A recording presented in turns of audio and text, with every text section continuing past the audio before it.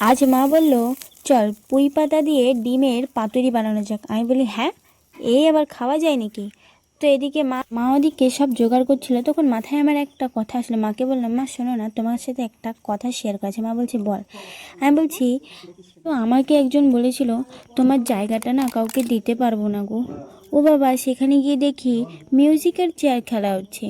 মা বলল, রাখতো তোর ফালতু কথা, এত ফালতু কথা শোনার আমার টাইম নেই, আমাকে আমার কাজটা ঠিক করে করতে দে। আমি বললাম, না না শোনো, আর একটা কথা আছে, শোনো না মা প্লিজ। মা বললো, ঠিক আছে বল। আমাদের আশেপাশে কিছু ঢঙিনী এমন মেয়ে আছে, তারা বলবে, আরে ভাই আমি তো জিন্দগিতে বিয়েই করবো না।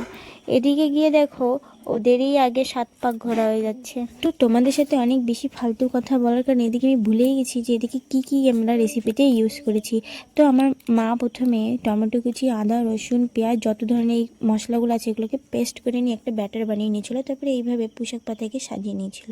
সাজিয়ে নিয়ে তারপরে তেল গরম করে ছেড়ে দিল।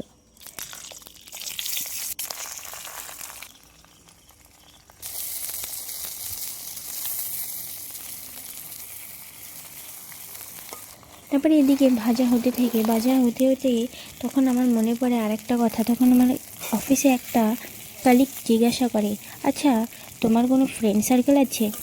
আমি উত্তর দিলাম, দেখো চোখের নিচে ডার্ক সার্কেল ছাড়া আমার আর কোনো সার্কেল নেই। তো এমন নতুন রেসিপির জন্য অবশ্যই সাবস্ক্রাইব করে দিও।